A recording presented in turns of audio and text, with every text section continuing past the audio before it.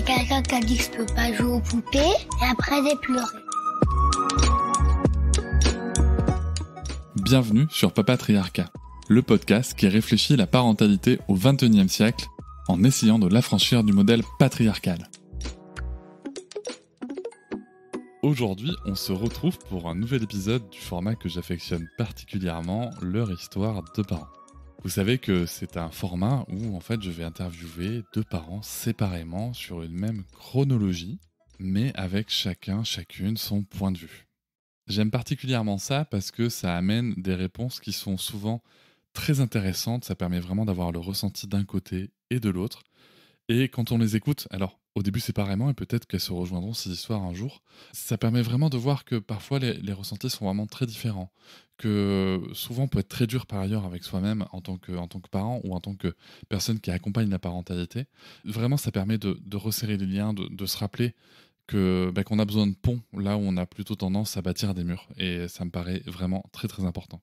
Et c'est donc Benoît, papa de 4 enfants, père au foyer actuellement, qui va ouvrir cette histoire à deux qu'il a avec sa compagne Johanna. Et il va nous raconter un petit peu son parcours de papa, depuis son désir d'enfant à la première grossesse, et ainsi de suite jusqu'à vivre cette paternité telle qu'il la vit. C'est une discussion que j'aime beaucoup. Je remercie aussi Benoît parce que c'est aussi un auditeur du podcast qui me suit depuis le tout début et c'est avec beaucoup de plaisir que j'ai cet échange avec lui et avec sa compagne ensuite. Donc voilà, je vous invite à découvrir son histoire. N'hésitez pas à vous abonner au podcast, à laisser une note avec un max d'étoiles et commenter partout, c'est possible. On se retrouve aussi sur les réseaux sociaux comme Instagram, Facebook, TikTok et LinkedIn. Vous pouvez aussi réagir en laissant un audio sur l'outil SpeakPipe, même depuis votre téléphone, le lien est en description. Nous commençons tout de suite avec ma première question. Est-ce que tu peux nous dire d'où te vient ce désir d'enfant ? Est-ce que tu as toujours voulu avoir des enfants ? Bref, comment est-ce que tu en es arrivé là ? Je vous souhaite une très bonne écoute.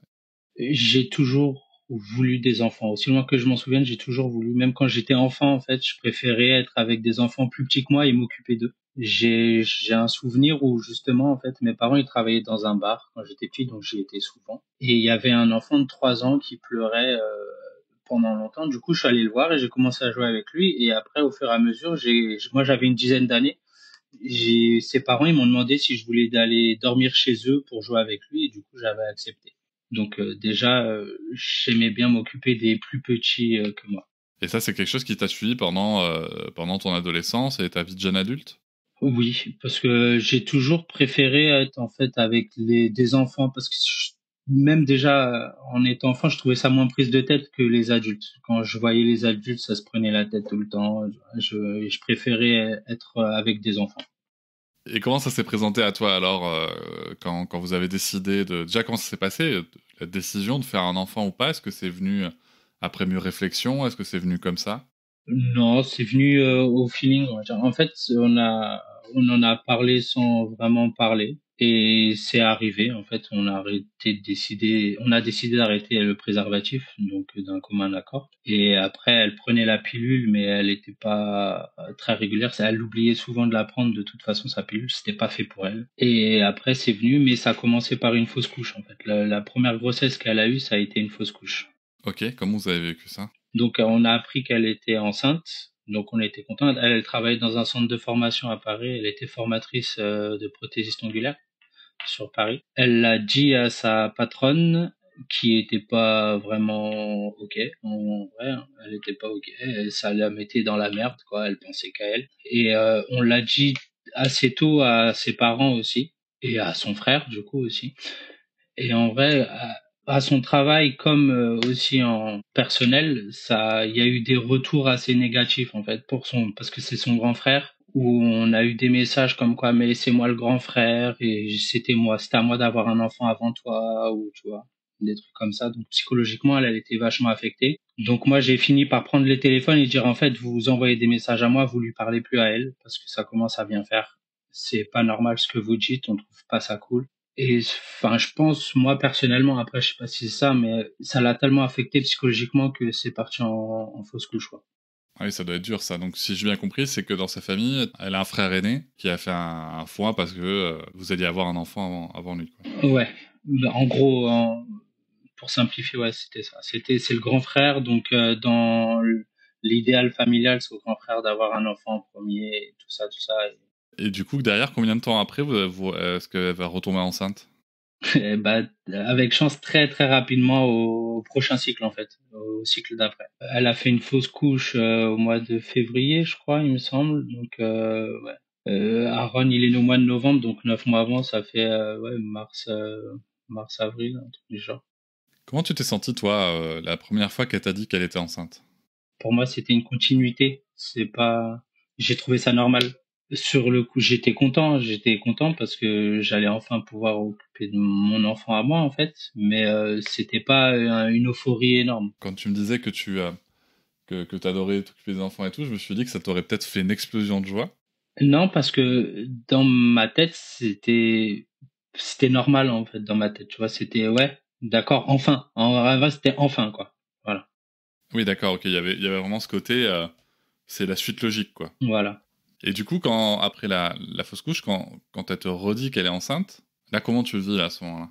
En fait, je me dis, waouh, ouais, cool, parce que ça va nous éviter de trop y penser, en fait. On va pouvoir tourner la page beaucoup plus facilement de la fausse couche et de pouvoir se lancer sur la grossesse. Mais après, oui, je m'y attendais pas aussitôt, donc ouais, j'étais quand même très très content sur le coup. Et alors, comment ça se passe, ce début de grossesse? Est-ce que tu te sens papa tout de suite? Comment ça se passe la grossesse pour elle? Est-ce que c'est facile? Est-ce que c'est compliqué? Est-ce qu'il y a beaucoup de nausées? La grossesse facile, de souvenirs, pas tant de nausées que ça. Elle prend pas beaucoup de poids. Elle a 6 mois de grossesse. Franchement, on dirait même pas qu'elle est enceinte pratiquement. Après, moi, j'étais présent. Chaque rendez-vous qu'il fallait faire, j'étais là avec elle. Je quittais le travail, j'étais là avec elle. Il y avait pas de problème. Donc j'étais présent sur la grossesse, mais j'étais quand même un peu détaché encore. Tu vois, je me disais pas, ouais, je suis père encore. Je suis pas père, je suis pas encore père, quoi. Alors, du coup, tu étais dans quel état d'esprit par rapport à ce soutien? C'était tu la soutenais elle et tu te projetais pas sur l'enfant. Vous aviez fait des choses comme l'autonomie ou quelque chose peut-être Non, pour non. À cette période-là, j'avais 21 ans, donc je me suis laissé porter par la société en vrai sur tous ces trucs-là. J'essayais pas de me renseigner encore sur toute l'éducation bienveillante, sur l'avant-grossesse, après-grossesse, tout ça. Je vivais le moment. Donc je touchais son ventre, je parlais au bébé, ça y avait pas de problème. Mais l'autonomie en tant que telle, non, j'ai pas fait. Mais bon, t'étais quand même en mode je dois être présent, quoi. Donc c'était plus par rapport à elle que par rapport au bébé, c'est ça? Ouais, pour elle. Mais après, c'est comme je disais, moi j'ai toujours dit on est enceinte, tu vois. J'ai jamais dit elle est enceinte, c'est on, c'est à nous, c'est pas à elle. Et comment c'est accueilli ça? Parce que c'est pas une position hyper populaire hein, qu'un mec dise on est enceinte. T'as plein de personnes qui peuvent te dire bah écoute, tu dis on est enceinte, mais bon, toi t'as rien dans ton ventre, t'as pas les Non, mais symptômes. ça c'est sûr. Après, ça reste une façon de parler, hein, mais oui, mais enfin, chaque rendez-vous, j'étais là. Les échographies, j'étais forcément présent. Je soutenais. S'il fallait aller à la pharmacie, c'était moi qui y allais, tu vois. Donc j'étais impliqué déjà. Et alors, toi, tu te sens comment? Est-ce qu'il y a une évolution pendant cette grossesse? Est-ce que chaque rendez-vous te permet de te dire je suis encore un petit peu plus impliqué? Est-ce que tu te rends compte de choses? Tu vois, moi, par exemple, j'ai des souvenirs d'entendre le cœur du bébé avec vraiment beaucoup d'émotion, de voir le visage la première fois, tu vois, aux échographies. Et ça, c'est quand même, je trouve que, enfin, moi, personnellement, ça me projetait sur quelque chose de plus en plus tangible, quoi.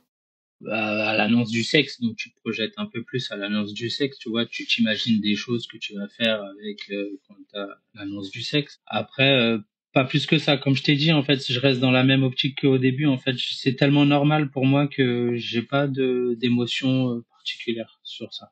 Comme je t'ai dit, je garde toujours ça. J'entendais le cœur du bébé, je voyais son visage, mais pour moi, c'était tellement normal que j'avais pas d'émotion particulière, en fait. D'accord. Et ça, et pourtant, c'est des situations, si j'ai bien compris, que tu n'avais jamais connues avant. Je veux dire, tu n'as jamais accompagné Non, jamais. d'autres femmes enceintes, amis, Non, quoi. non, Ok. jamais. Ok, parce que je me disais, tu vois, que même le côté découverte, ça peut être quelque chose qui va procurer de Non, l'émotion, quoi. bah, après dans les films, enfin, une échographie, je voyais ce que ça faisait, tu vois comment ça se déroulait. Après, c'était mon enfant, c'était pour nous, mais comme je t'ai dit, en plus j'étais sur le côté, il faisait sur elle, donc émotionnellement, j'étais détaché quand même, je trouve. D'accord. Et ça, tu trouves que c'est plutôt dû à toi ou dû à la façon dont c'était fait? Non, dû à moi. Et alors, comment ça se passe, arriver à la fin de la grossesse et arriver à l'accouchement? Fin de grossesse, elle est déclenchée, donc elle est suivie, mais en fait, quand on a les rendez-vous, ils se rendent compte que placenta calcifié. Donc placenta calcifié, pour ceux qui savent pas, c'est que il nourrit plus le bébé, quoi, en gros. Ça implique un déclenchement en fait. Il faut le bébé peut pas rester sans placenta dans le ventre et du coup il faut le déclencher pour que le bébé sorte. Donc ça a été déclenchement.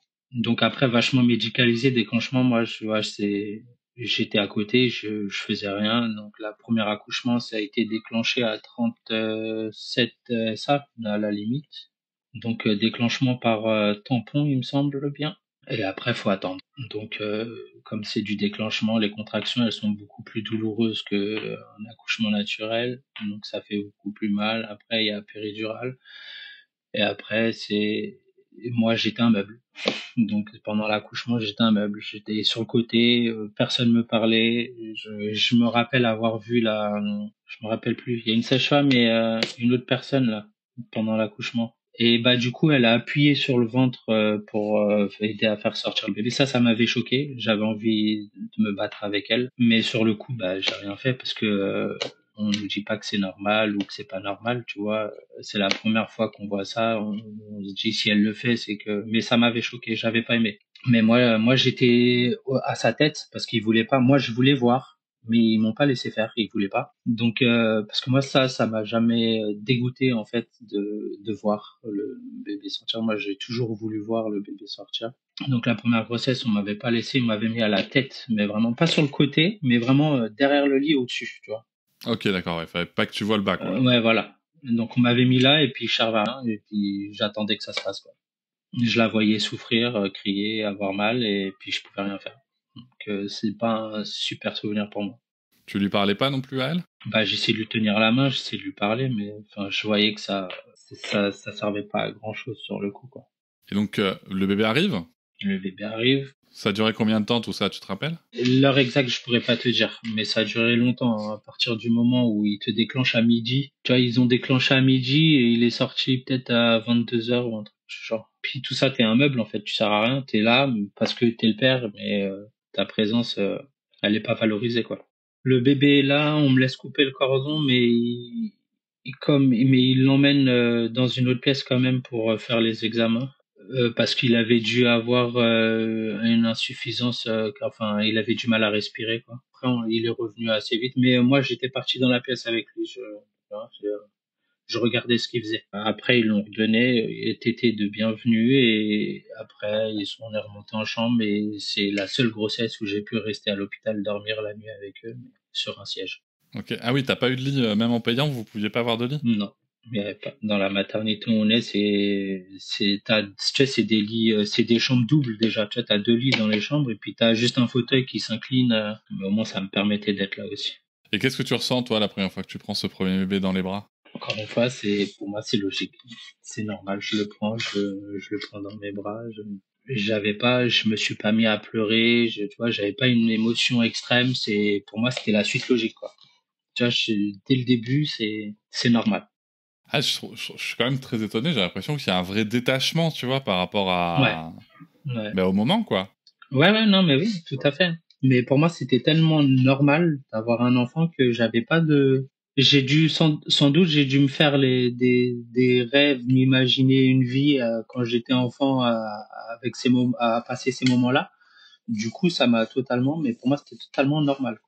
Comment ça se passe, du coup, les premiers moments avec bébé? Bah, les premiers moments avec bébé, donc, il y a la première semaine à l'hôpital, on rentre à la maison et après, du coup, il dort avec nous les premières semaines.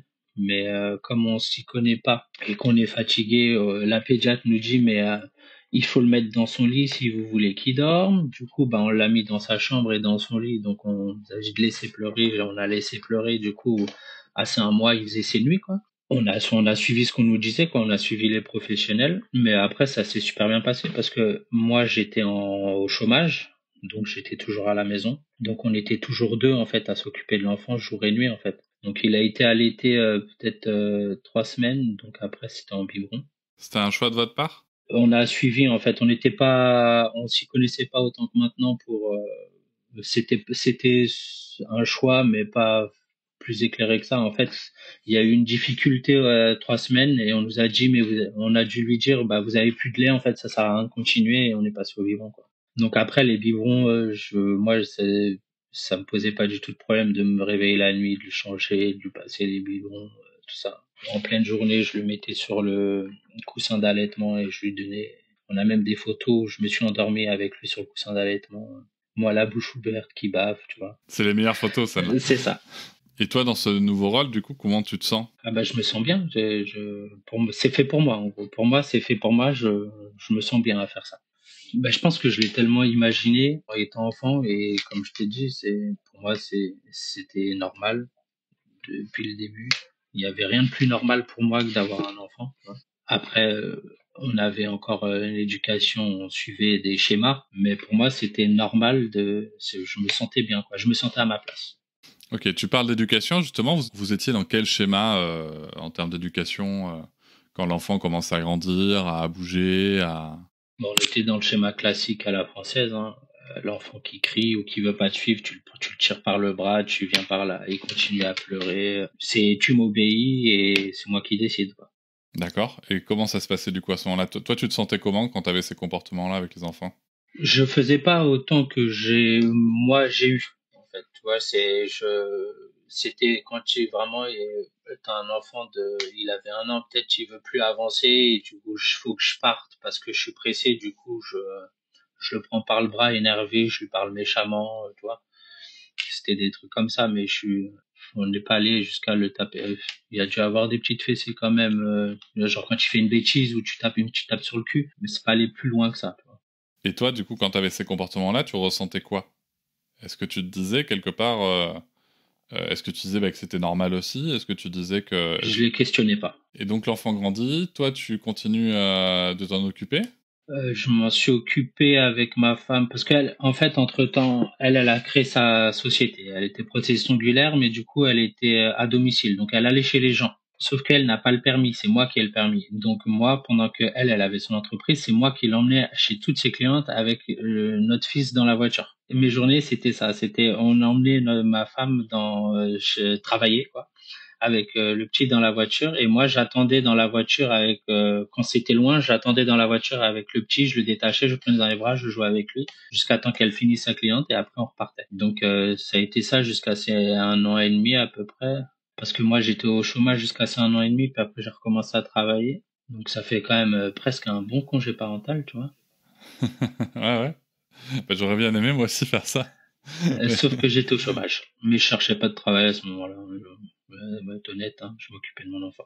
Et comment ça se passe la reprise du travail du coup au bout d'1 an et demi après 1 an et demi, bah financièrement, fallait que je travaille parce que le chômage ça allait finir, tu vois, donc j'allais plus avoir de paye, donc j'ai retrouvé un travail, mais pas dans la même branche où je travaillais avant. Donc j'ai trouvé un travail en tant que vendeur sanitaire dans un magasin de bricolage à côté de la maison. Et ça s'est passé, bah, nounou, hein, et notre garçon, il est parti chez la nourrice, et puis moi, j'allais travailler, j'allais le rechercher après quand je finissais de travailler et tout ça. Et ma femme, elle avait arrêté de le domicile chez les gens, elle faisait le domicile, mais à la maison. Vous avez votre deuxième enfant quand le premier avait quel âge? 2 ans et 10 jours. 2 ans et 10 jours, ok. Et donc pendant ce temps-là, toi tu as connu ce moment où tu t'es dit tiens, c'est chouette de passer autant de temps avec un enfant parce que maintenant toi tu es père au foyer. Là, actuellement, oui. Et est-ce que tu penses que cette expérience d'1 an et demi à t'occuper de ton enfant, ça a été déterminant dans ce désir ou c'est vraiment juste que c'était ta vision de la vie? C'était pas forcément ma vision de la vie, c'est arrivé parce que on en avait besoin. Financièrement, c'était mieux que je prenne mon congé parental. Et puis moi, au travail, ça se passait pas bien, donc je voulais quitter. En vrai, au tout début, mon congé parental, le premier congé parental que j'ai pris, c'était ma porte de sortie pour partir de là où je travaille. Donc je l'ai pas pris pour les bonnes raisons entre parenthèses. Ça a été ma porte de sortie. Et après, une fois que je suis sorti, en fait, j'ai démissionné 3 mois après parce que je savais que je voulais rester avec mes enfants. Revenons à ce premier enfant, donc. Vous êtes dans cette éducation qui est plutôt à l'ancienne. Et à un moment, vous allez changer, c'est ça? Du coup, pas la deuxième, mais enfin, ça a vraiment changé. Moi, déjà, quand je gueulais ou même quand je revenais à mettre des fessées, je me sentais pas bien. Tu vois, au bout d'un moment, Ah ben tu vois mais que tu te sentais pas bien. après, pas au tout début, pas pour le premier, tu vois. C'était Ah ouais, après. pas au tout début, d'accord. C'est à force, en fait, tu vois, je commençais à le questionner à l'intérieur de moi-même et à me dire, en fait, ça me plaît pas de faire ça. Et après, j'ai vraiment commencé à m'intéresser à la parentalité pendant le confinement en 2020. Donc là, c'est votre 3e enfant, c'est ça? Donc, troisième enfant, 2017. 2013, le premier, j'avais 21 ans. Le deuxième, 2015, j'avais 23. Après, 2017, j'avais 25. Et après, le quatrième, en 2019, où j'avais 27 ans. Et là, vous t'intéressez à la parentalité dite positive, Ouais. au comportement proximaux, etc. Donc, j'ai pris mon premier congé parental, mon congé parental en 2017-2018, tu vois. Et déjà là, je m'occupais des enfants, donc je m'occupais de la maison, je m'occupais des enfants, et voilà, je commençais, tu vois, tout doucement à rentrer dedans, tu vois. Mais après, ça a vraiment commencé au confinement où on était tous à la maison et on avait, entre parenthèses, plus le temps pour faire autre chose, tu vois, de chercher des choses. Parce qu'avant, on est pris par la vie, ma femme travaille, moi je m'occupe des enfants, tu vois, surtout qu'ils étaient petits. En plus, mes deux filles, donc ma deuxième et ma troisième, elles ont 15 mois d'écart. Donc, quand la troisième elle est née, ma deuxième ne marchait pas encore. Donc, tu vois, c'était dans le jus. Tu vois. Ah oui, non, mais je l'ai déjà exprimé dans le podcast, hein, mais pour moi, c'est à titre personnel, mais jamais je pourrais. Jamais. Après, la troisième, elle n'était pas prévue tout de suite pour nous. On s'est posé pas mal de questions sur le coup, parce qu'il y avait la pression de la société. Est-ce qu'on va y arriver? Est-ce que ce 3 c'est pas trop? Tu vois, donc on s'est posé des questions pour l'avortement, en fait, hein. Donc, on va être clair. Donc, on s'est posé des questions, et puis après, en fait, on n'a pas réussi. Ça nous faisait trop mal au cœur. Émotionnellement, c'était trop dur pour nous. Et on s'est dit, en fait, si elle est là, c'est qu'il y a une raison. Donc, on va faire avec. Et comment ça s'est fait la prise de décision? Donc là, ça c'était pour la troisième ou c'était et la deuxième, c'était prévu. Deuxième, ouais, il y a 2 mois d'écart, enfin 2 mois, 2 ans et 10 jours pile poil entre les deux, de naissance à naissance. Donc, et ça, c'était voulu, ça. on s'est pas posé la question, on s'est pas dit tiens on veut faire d'enfants tout de suite. On a fait les choses, et elle est arrivée, on s'est dit ouais c'est cool parce que on voulait pas trop d'écart entre les enfants non plus. Moi j'ai 2 frères, on a 2 ans d'écart à chaque fois, tu vois. Donc ça fait pareil que mes enfants. Mais du coup je voulais reproduire un peu le même schéma, tu vois, un petit peu inconsciemment aussi. Mais du coup non, après 15 mois d'écart entre les deux, non c'était pas prévu. Là, quand elle est tombée enceinte, c'est en retour de couche en fait. Elle avait 6 mois la deuxième. Donc ça, c'était pas prévu. Elle était encore bébé. On s'est pris un coup de pression, hein, vraiment. On s'est posé pas mal de questions et du coup, Ça, c'était pour la troisième. ouais, pour la troisième. Et pour le dernier, c'est pareil que pour la troisième. Il est arrivé. Elle a pris rendez-vous pour une ligature des trompes chez une gynécologue. J'ai pris rendez-vous pour me faire une vasectomie. Janvier 2019, elle a pris rendez-vous. La gynéco, elle lui a dit non, pour moi, vous êtes trop jeune. Je vous fais pas une ligature des trompes. Je vous pose un stérilet. On attend vos prochaines règles et vous m'appelez pour qu'on pose le stérilet. Moi, j'avais déjà rendez-vous le 14 février pour mon premier rendez-vous pour une vasectomie. Donc, tous les rendez-vous étaient déjà pris. Et ces règles, elles, ne sont jamais arrivées. Donc, on l'a appris. Elle avait rendez-vous le 3 janvier 2019. Un truc. C'était vraiment début janvier, elle avait rendez-vous. Donc, on est parti à Reims pour faire. On a su fin janvier, quoi, qu'elle avait pas ses règles et qu'elle était enceinte. Donc là, on s'est posé des questions aussi. Elle a pris le premier rendez-vous pour l'avortement. Donc on a pris rendez-vous, on était tous les deux dans la pièce, hein. J'étais avec elle, je l'ai pas laissée toute seule. Elle a pris rendez-vous avec le gynéco aussi pour prendre les médicaments là, tu sais. Et puis finalement, elle a jamais réussi à prendre les médicaments aussi. Ouais, parce que c'est particulier, parce que vous vous retrouvez avec une grossesse qui arrive à un moment où vous voulez vous stériliser. Et finalement, on le garde. Parce que, encore une fois, trop dur émotionnellement, psychologiquement, d'avoir ça sur la conscience pour nous, hein. Je parle personnellement. Non, mais tu fais bien. On précise, disons-le clairement, qu'il n'y a aucun jugement sur les personnes qui font le choix de l'avortement, pas du tout. Hein, et en vrai, pour en être passé par là, je comprends que les gens puissent en faire, tu vois. Mais sauf que nous, on n'a pas réussi. Donc, on décide de le garder. Pareil pour la troisième. Finalement, s'il est là, c'est qu'il y a une raison, voilà. Et du coup, moi, je fais mon rendez-vous le 14 février pour ma vasectomie. Voilà, j'ai 3 enfants, ma femme elle est enceinte du quatrième, j'en veux plus. Donc je vais faire une vasectomie. Il a pas été relou, il a dit d'accord et il m'a pris rendez-vous 4 mois pile poil après, donc le 14 juin pour faire l'opération. Comme il faut 4 mois de délai de réflexion selon la loi. Moi, c'est fait depuis 2019. Avant que mon fils naisse, tu vois. J'ai fait le 14 juin 2019, il est né le 20 septembre. Ok. Et ça va, ça s'était bien passé? Petite parenthèse vasectomie? Non, bah, c'est super Ouais. bien passé, ça fait pas mal. Après, j'ai des bleus à la suite au post-opératoire, quoi, c'est tout, mais ça. Moi, je vais y passer aussi, mais on attend au moment où on enregistre, on attend la naissance de bébé 2. Et c'est vrai qu'on est un peu en mode, on va d'abord s'assurer que bébé 2 va bien, et après on arrêtera. Ah non, c'est pas posé la question, c'est vrai. On n'a pas pensé à si ça va bien ou pas, tu vois. Et donc là, c'est la vie avec 4 enfants, quoi. C'est ça. Et finalement, tu vois, le quatrième nous a apporté un équilibre dans la famille. C'est quelque chose qu'on a déjà dit dans ce podcast. C'est quelque chose que Cécilia Sévani sur les réseaux avait déjà dit qu'elle avait trouvé ça finalement plus facile, plus fluide d'arriver à 4 enfants qu'avec 2 ou 3. Non, mais c'est ça. Mais après, plus facile, peut-être pas. Moi, j'ai toujours dit, de toute façon, le plus gros changement, c'est quand tu passes de 0 enfant à 1 enfant. Donc, c'est là où tu deviens une vraie famille, tu vois. Donc, là, et après, tu rajoutes de la charge mentale et de l'organisation à avoir, en fait.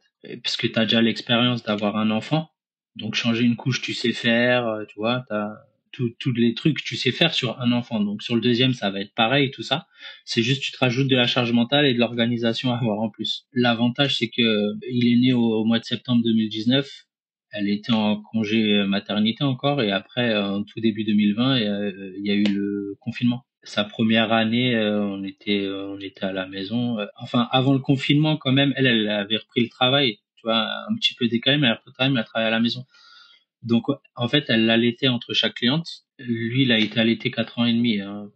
Enfin, 4 ans. On a arrêté, il y a 3-4 mois. Donc, et la troisième, elle a été allaitée 2 ans et demi. D'accord. Ah oui, donc c'est vrai il y a eu quand même de gros changements entre les 2 premiers et les 2 suivants. Ouais.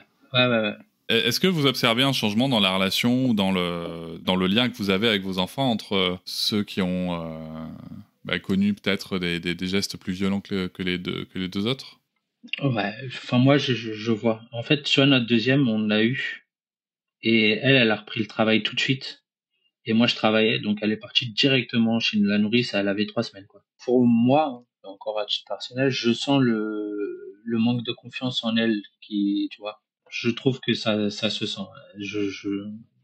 Elle a pas eu la dose d'amour nécessaire dès le début, tu vois, tout collé, tu vois. Et du coup, moi, je trouve que ça se ressent sur le comportement. Après, c'est pas scientifiquement prouvé, tu vois, mais Oui. c'est mon ressenti. C'est ton ressenti de parent. C'est ça. C'est ton ressenti de papa. Et est-ce que vous avez eu l'occasion de reparler avec les plus grands tu vois, tu parlais de fessées. Est-ce que vous avez eu l'occasion de revenir dessus? Parce que est-ce que déjà ces enfants-là se sont rendus compte que les plus jeunes, eux, n'avaient pas ces gestes-là ou pas? Non, parce que je pense qu'ils étaient trop petits, hein, ils s'en souviennent plus. Après, je pense qu'ils ont des comportements qui sont dus à les comportements que nous on a eu face à eux, mais consciemment, eux, ils s'en rendent pas compte parce que ça s'est arrêté très vite. Hein. Quand Aaron, notre grand, il avait 5 ans et Mila, elle venait de naître, il y avait pas de tape, tu vois. C'était vraiment tout au début, quoi. Mais pour toi, il y a quand même quelque chose d'inconscient qui est Je pense, ouais. dans les comportements qui est là. Bah, par exemple, si je m'énerve, j'hausse la voix, tu vois, que mon grand, il se recroqueville, il a peur, tu vois. Alors que les autres, non. Non. La deuxième aussi, un peu, mais après, de toute façon, même quand je hausse la voix, maintenant, je leur dis, c'est pas, si je le fais, c'est pas contre vous, en fait. C'est moi, j'arrive pas à faire autrement, c'est pas vous tu vois, je leur dis. Donc, ils en sont conscients maintenant, ils me disent les choses et des fois, ils me le disent. Après, je fais oui, t'as raison. Y a pas de problème, t'as raison. Mais après, voilà, on essaye de réparer petit à petit, tu vois. C'est bien, c'est déjà énorme, je trouve, d'avoir eu cette démarche. Enfin, tu sais, il y a plein de personnes qui ont 4 enfants et qui se disent ça marche, ça a toujours marché comme ça, je vais pas me remettre en question et puis basta. Donc c'est vraiment très très fort de réussir à faire ce parcours-là, quoi. Après, moi, tu sais, dans mon enfance, j'étais un enfant pas abandonné, mais négligé, on va dire. Voilà. Mes parents, ils travaillaient souvent. On appelle ça un enfant négligé parce que je m'occupais de moi-même dès que j'étais plus petit, tu vois. Mes parents, ils étaient pas là. Je faisais ce que je voulais, j'allais où je voulais, quand je voulais, tu vois. Et ça dès la primaire. Dans cette éducation-là, j'ai la chance. J'aurais pu très mal terminer comme, tu vois, comme j'aurais pu être ce que je suis aujourd'hui. Mais j'ai eu la chance de voir d'autres éducations autour de moi et de les questionner en fait, et qu'il n'y avait pas un adulte pour me dire en fait c'est comme ça et c'est pas autrement. J'ai pu me faire mon propre avis d'enfant sur des comportements que je voyais, tu vois. Donc pour moi, ça a été une chance entre parenthèses. Être un enfant négligé, c'était pas une chance parce que ça fait des traumas. Hein. Faut être clair. Hein. Contrairement à ma femme où elle c'était l'inverse, tu vois. Elle a été dans une stricte, tu vois. C'était le parent qui dit, c'est tu fais ce que dit le parent. Moi, de ce que je vois en faisant le parallèle des deux éducations, moi j'ai plus de facilité à questionner que elle, tu vois. J'ai plus de facilité à regarder, à voir et à changer, à me dire en fait ça me plaît pas, tout ça. Elle va en être consciente, mais elle va avoir plus de mal à le mettre en place, tu vois. Elle va laisser ses traumas prendre le pas plus facilement que moi. Avant de finir, du coup, comment ça s'est passé les 3 autres accouchements? Ça s'est passé de manière aussi passive que le premier ou est-ce que on a carrément passé à l'accouchement à la maison? On y était presque. Ah. Non, le deuxième accouchement, pareil, déclenchement. Donc j'étais un meuble. Le troisième, on voulait un accouchement physio aussi, donc on était déjà dans le truc. On voulait un petit peu, mais déclenchement aussi. La deuxième et la troisième, ça a été suspicion de fissure de la poche des os. Bah avec le recul, j'y crois pas trop. Ah ouais, tu penses qu'il y a eu un arrangement de diagnostic pour... Ouais, je peux si on était là en fait et enfin ouais parce que pour la troisième ma femme elle a fait une semaine d'hôpital à cause de ça et ça la rendait ouf et elle voulait se barrer du coup elle a signé un truc pour rentrer elle voulait pas rester à l'hôpital et contre avis médical elle est rentrée à la maison et du coup ils l'ont déclenché pour suspicion de fissure de la poche des os mais avec le recul que j'ai maintenant je suis pas sûr que c'était forcément obligatoire de faire le déclenchement tu vois. Et le troisième ça a été un accouchement physiologique où il y avait une doula avec nous. On voulait faire l'accouchement à la maison, mais avec les assurances il n'y avait pas de sage-femme qui faisait à côté de nous et on s'était renseigné, il fallait payer 1300 € pour les assurances pour une sage-femme. Ça nous aurait pas empêché de payer, hein, je pense, mais il y a personne qui faisait à côté de chez nous, c'était trop compliqué de trouver. Du coup, on a fait appel à une doula et moi quand elle m'a parlé de doula la première fois, je suis mais c'est quoi cette connerie encore? Qu'est-ce que tu me fais? Et du coup, elle m'a emmené, elle avait pris un rendez-vous avec elle, elle y allait. Et puis le deuxième, moi, je suis allé avec elle. Et puis du coup, après, à la fin du rendez-vous, je lui ai dit clairement, ouais, faut qu'elle soit là. Cool. Et du coup, elle vous a accompagné, vous avez accouché en maternité? Ouais, on a accouché en maternité et elle était là pendant l'accouchement et elle nous accompagnait avant la grossesse. Et ça a changé la donne? Ouais, psychologiquement, ça change la donne puisqu'on a fait un projet de naissance, tu vois, la doula, elle était là et tout a été respecté. Si tu avais, Benoît, un message que tu voudrais adresser à Benoît d'il y a 10 ans, qui vient de devenir papa, avec les croyances qu'il a sur l'éducation, sur tout ce qu'il peut penser, ressentir, qu'est-ce que ça serait? Fais-toi confiance et n'hésite pas à remettre en question des schémas et des on-dit de la société qui ne te plaisent pas. N'écoute pas la pédiatre. C'est ça. Pas que ça, même les schémas et n'hésite pas à trouver d'autres voies en fait qui te paraissent plus en adéquation avec toi. Merci beaucoup, Benoît. Merci à toi. Je vous remercie de m'avoir écouté. Je vous invite à vous abonner au podcast sur votre plateforme préférée et à me retrouver sur Instagram, TikTok, Facebook et sur le blog papatriarca.fr. À bientôt.